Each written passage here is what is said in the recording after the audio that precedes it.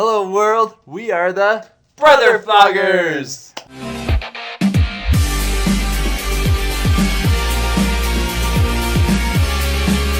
We are here to tell you what to watch and who to watch with, and if this movie is groovy.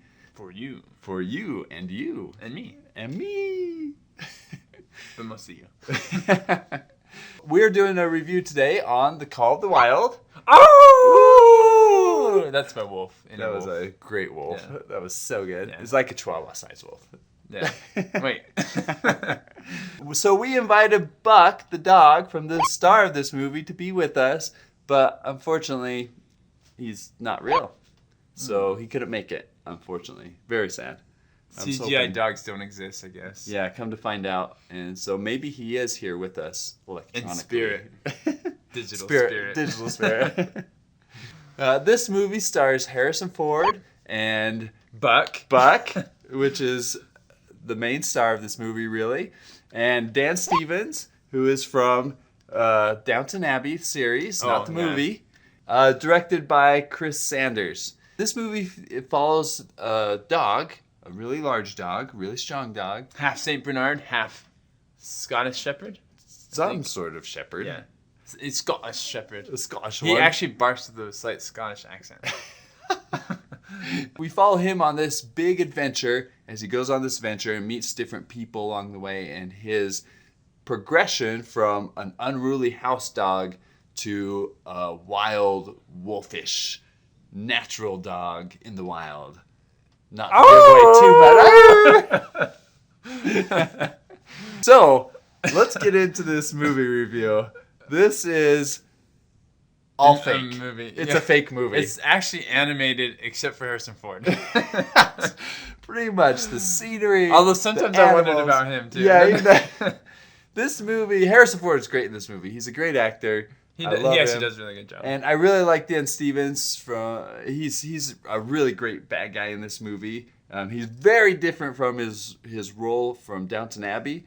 And he does a great job. I really liked him. He did, and it is a little bit kind of like, I mean, it's for a younger audience, so he's a little bit kind of a cheesy villain. Yeah, a little bit. He's a little over the top. But he did a great job, though. He did a good job. I mean, that's what it is supposed to do. So pretty much all the real things about this movie were great. So the two actors. Yeah, well, Karen Gillan was in there too. And Karen Gillan, but she was like a small. She's a small part, but yeah, but so she was good at being annoying. So the three real things in this movie were really great, and then the rest of it was. So here's my beef with this movie: is this even though there are no cows in the there's movie. no cows. So here's my caribou with this movie. Oh yeah, there.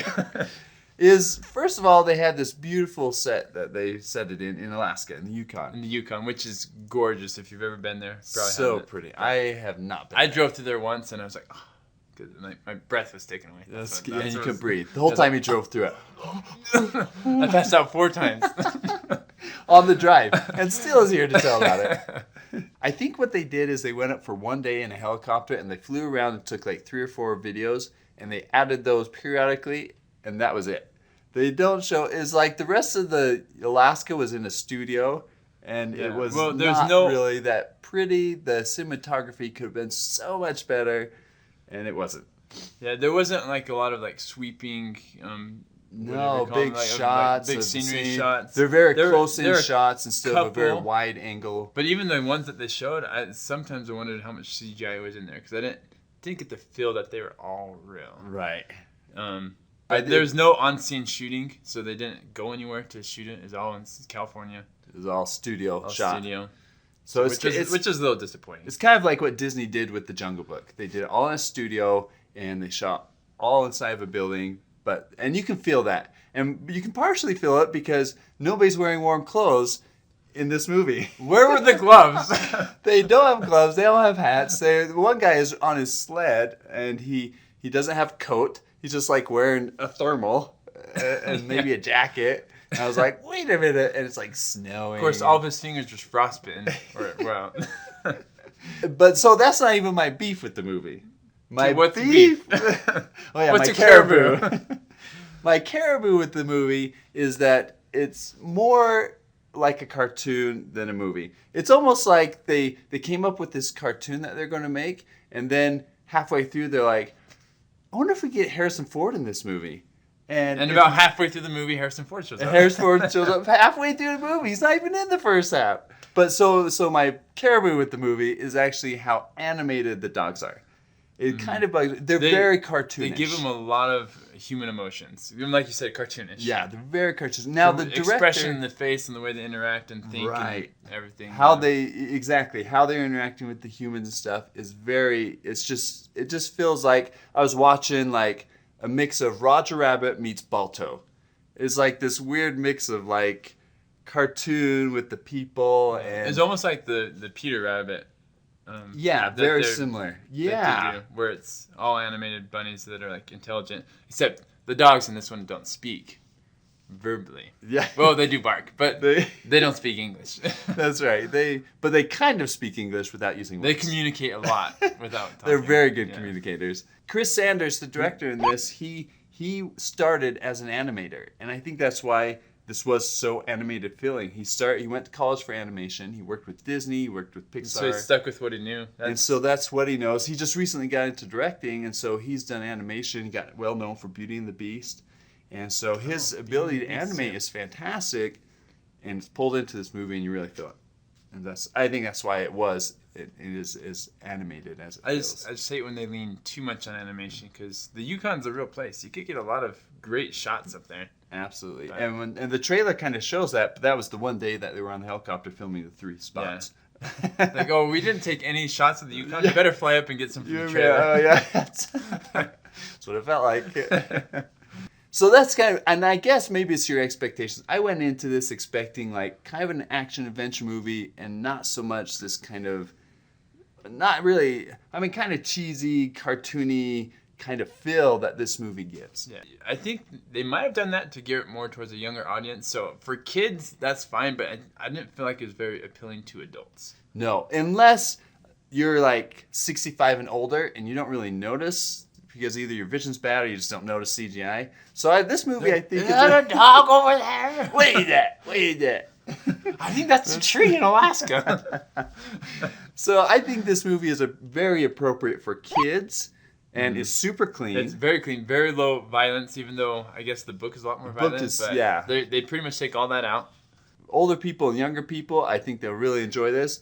For anyone who really is into CGI and us millennials, you probably going to have a hard time with that. Computer screens. That's right.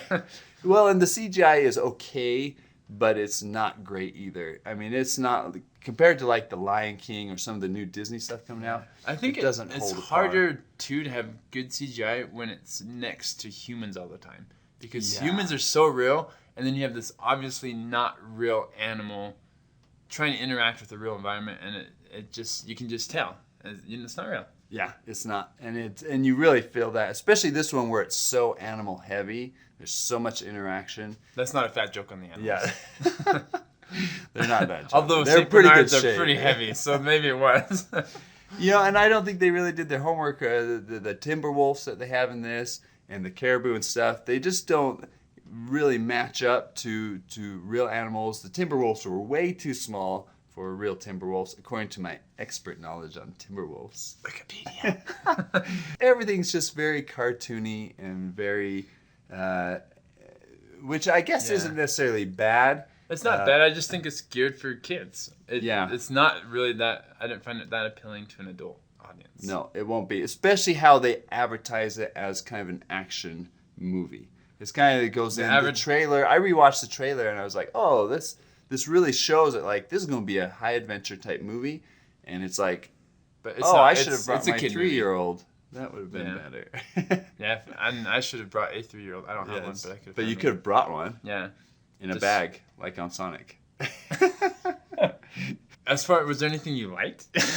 There was. And I do like the story. So they did adapt it from the book by Jack London. Mm-hmm. And it followed it. It's not super close. Loosely based, yeah.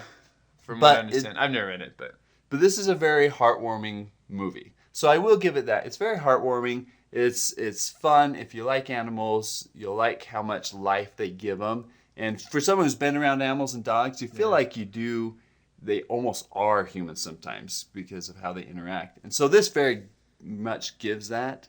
But as it'll make you cry, it'll make you smile, it'll make you giggle a little. You didn't cry? Yeah, I think it's because they're so CGI. I felt harder to connect emotionally. That's true. Although towards the end with Harrison Ford, I did feel a twinge of emotion inside my body. I mean, it wasn't like it was like cool. I was like, what was that? Well, it must have been the popcorn passing that.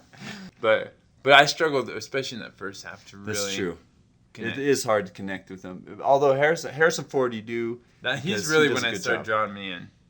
But he doesn't come through, like we said, till halfway through the movie, which I was kind of disappointed in because it's a Harrison Ford movie, but you don't see him for half of the movie, which is kind of, I guess, how the story goes and how the book goes. But I was just a little disappointed in that.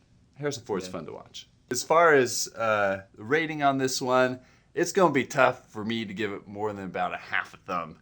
I'm giving a half thumb on this one. I wasn't drawn into the characters. I'm really disappointed that it was so much CGI and so much studio filmed when they had the opportunity to make it better. And I just think it's hard to get pulled into the characters, except for Harrison Ford. Harrison Ford does a great job, and the acting's good. But overall, the quality is just subpar. The CGI is subpar. I give it a subpar halfer thumber. Yeah, I would agree. I wouldn't necessarily give it no thumbs because it's a decent one-time watch, especially with your kids. And it is good family fun. But as an adult watching it, I was like, half a thumb. It's like not that great. And so I think this one would be fun to watch with the family. Just take your phone so you have something to do. Just play some video games during the slow part. It was like half the movie. Until Harrison Ford gets there. Then you're like, oh. No, that's not true. Omar C. or Cy or whatever. He did a good job. He does. And actually I found that more entertaining during the first half. The dog sledding part was almost more entertaining than when Harrison Ford got there. It was a little bit slow when he was in it. Going on this of adventure that was like an adventure for a almost 80-year-old man to go on, kind of fit the pace of that. Okay, well, I hope you enjoyed this review. Be sure to like and subscribe. We're going to be coming out with reviews every single week. Let us know if there's any movies you want us to review, and leave in the comments below if you thought that the over CGI use was detrimental to this movie, or if you liked what it did to the characters and the dogs and the wolves and the caribou. And was Harrison Ford's muscles CGI? Oh, because they look pretty good. I don't know. We'll see you at the next movie.